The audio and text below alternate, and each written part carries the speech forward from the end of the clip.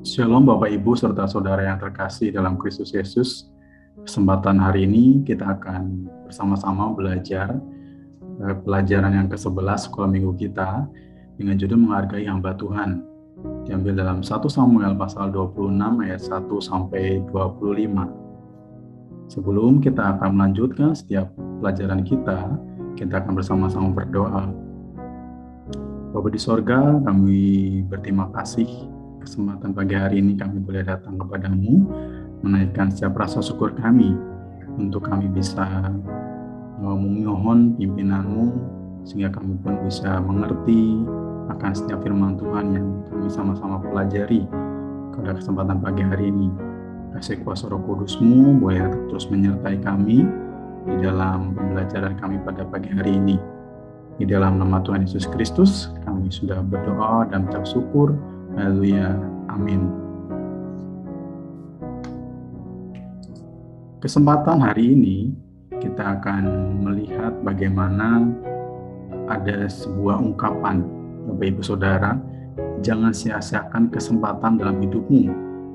Kemudian ada ungkapan, jangan biarkan kesempatan itu berlalu. Kesempatan itu hanya datang sekali, kejarlah kesempatan. Jadi banyak ungkapan yang lainnya yang intinya berbicara supaya kita jangan mengabaikan kesempatan. Satu sisi memang benar adanya, namun sisi lain bagaimana jika itu adalah kesempatan untuk melakukan hal negatif. Dalam 1 Samuel 26 ayat 1 sampai 25 kita melihat sosok Daud yang tidak menggunakan 2 kali kesempatan untuk membinasakan Raja Saul. Karena kita sendiri, Daud sangat menghargai hambanya, yaitu Raja Saul. Kemudian ada pertanyaan, bagaimana cara menghargai hamba Tuhan? Ya, di kesempatan ini ada 3 hal. Yang pertama, bagaimana kita belajar dari Daud yang memiliki sifat hati yang baik dengan menghargai orang yang diurapi oleh Tuhan. Kemudian yang kedua, menghormati setiap hamba Tuhan, dan kita pun membiasakan diri mengucapkan terima kasih kepada hamba Tuhan yang dipercaya Tuhan untuk melayani Tuhan. Ya, memiliki sifat hati yang baik. Kita akan lihat bagaimana Raja Saul atau kisahnya Raja Saul sangat membenci Daud ya. Dalam 1 Samuel pasal 18 ayat 8 sampai 9 ini, begitu bencinya Raja Saul karena Daud dirasa oleh Raja Saul itu telah menyainginya, bahkan berusaha membunuhnya seperti yang disampaikan oleh Yonatan anak Raja Saul dalam 1 Samuel 19 ayat 1 sampai 2. Ada 2 kali kesempatan Bapak Ibu Saudara. Yang pertama, Daud bisa saja membunuh Raja Saul ketika dikejar ke gunung En-Gedi dan Raja Saul masuk ke gua. 1 Samuel 24 ayat 12 sampai 14, Daud sudah menyatakan bahwa ia sangat menghormati orang yang diurapi oleh Tuhan. 1 Samuel 46 ayat 23b. Ia pun telah memotong punca jubah Raja Saul tetapi tidak memukul apalagi membunuhnya. Sebab seperti dikatakan dalam Mazmur 105 ayat 15 dikatakan, jangan mengusik orang-orang yang kurapi dan jangan berbuat jahat kepada nabi-nabiku. Jadi Daud ini sangat-sangat menghormati ya orang yang diurapi oleh Tuhan itu sendiri. Kemudian dalam 1 Samuel 26 ayat 15 ada kesempatan kedua, di mana pada waktu itu Daud berada di Bukit Hakila di padang belantara. Daud hanya mengambil kendi dan tombak milik Raja Saul ketika ia sedang tidur, namun Daud membiarkannya. Sebagai atau sebuah pembuktian yang luar biasa ditunjukkan oleh Daud, memiliki sifat hati yang baik dengan menghargai orang yang diurapi Tuhan. Seperti halnya dalam satu perkataan yang disampaikan Daud kepada Abisai, jangan musnahkan dia. Ya, pada waktu dia akan membunuh Raja Saul.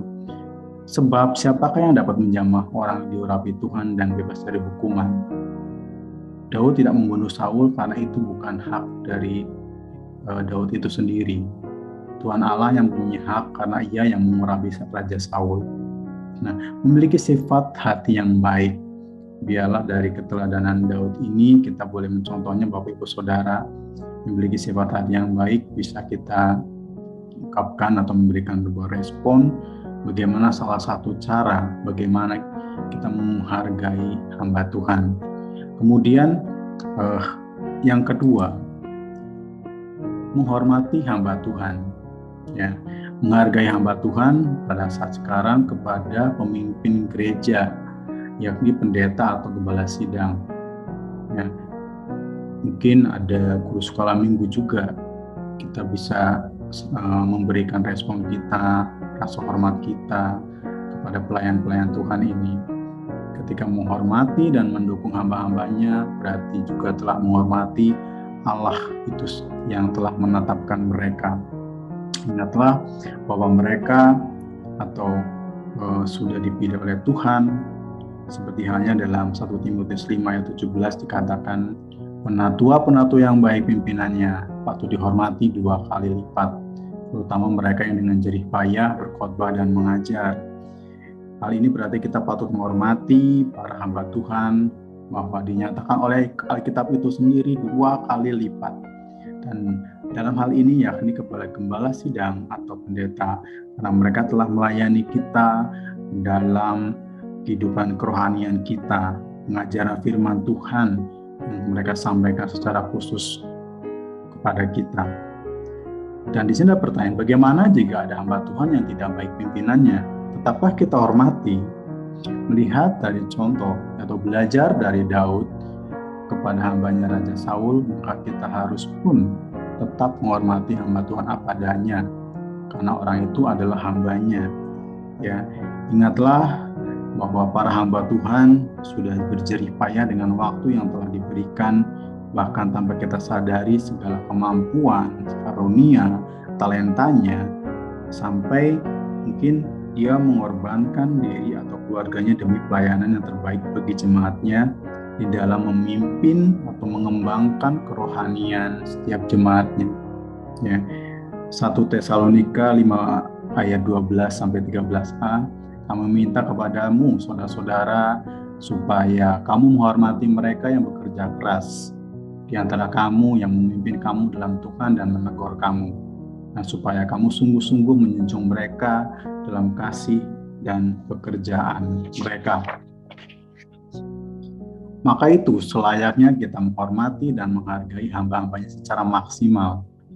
Terlebih bagaimana sebuah tanda rasa hormat respon kita kepada para hamba Tuhan, berarti kita patut dan ikut mendukung di dalam pelayanan mereka, sehingga kita pun terus mengusahakan sehingga dalam pelayanan demi pelayanan dilakukan oleh para hamba Tuhan ini tetap terus kita hormati.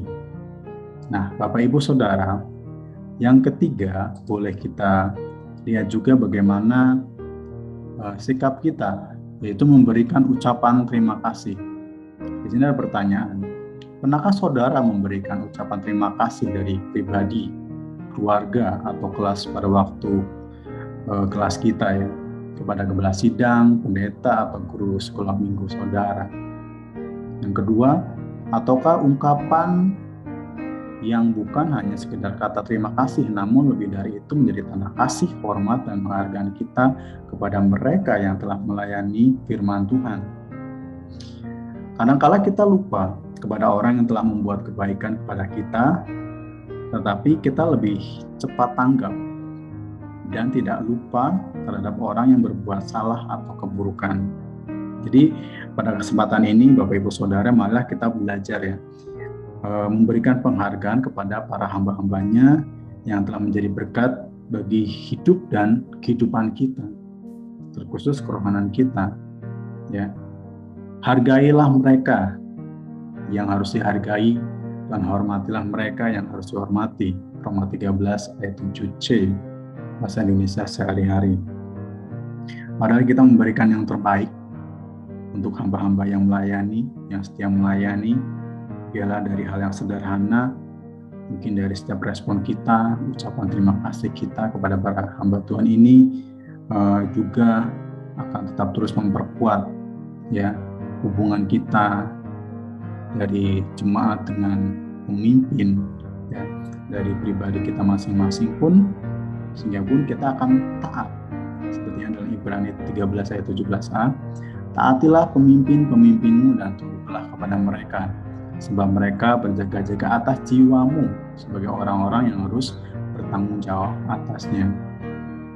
Bapak Ibu Saudara, melalui ketiga hal ini kita boleh miliki ya, bagaimana cara kita menghargai hamba Tuhan. Milikilah sifat hati yang baik, menghormati hamba Tuhan, memberikan ucapan terima kasih. Mungkin ada hal yang lain, tapi melalui ketiga hal yang penting ini, pokok ini, kesempatan pagi hari ini, kita mau belajar ya, ataupun kita menerapkan dalam kehidupan kita, sehingga kita pun ya sebuah hubungan yang baik ya, dukungan kita sebagai jemaat ya, kepada para hamba Tuhan ini ialah semuanya itu hanya untuk kemuliaan nama Tuhan, tidak ada yang lain ya, demi sebuah hal yang kita patut hargai kepada para hamba Tuhan ini. Demikian Bapak Ibu Saudara, hargailah setiap para hamba Tuhan yang ada, memiliki hati yang baik, menghormati hamba Tuhan, memberikan ucapan terima kasih. Mari kita berdoa.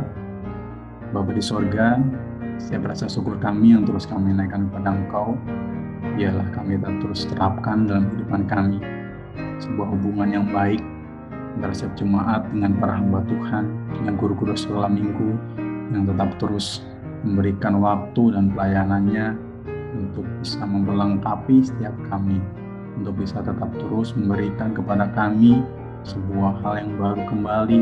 Pertumbuhan iman kami juga pun bertumbuh, mengingatkan kami kembali tentang bagaimana kami mengenal Engkau lebih lagi melalui para hamba-Hamba-Mu yang sudah Engkau pilih. Engkau terus memberkati mereka ya Bapa, sehingga mereka pun bisa tetap terus mendukung setiap pertumbuhan kami, sehingga pelayanan kami di Gereja Baptis Indonesia Cimahi ini tetap terus bertumbuh, kerohanian kami hari demi hari, sehingga kami pun tidak pernah surut dan tidak pernah entah semangat. Kami pun tetap terus bersemangat ya Tuhan di dalam mengiring Engkau. Terima kasih Bapak untuk kesempatan ini. Kami menyerahkan setiap aktivitas kami selanjutnya di dalam nama Tuhan Yesus Kristus. Kami ucap syukur terima kasih. Haleluya. Amin. Selamat pagi. Tuhan Yesus memberkati kita semua. Amin.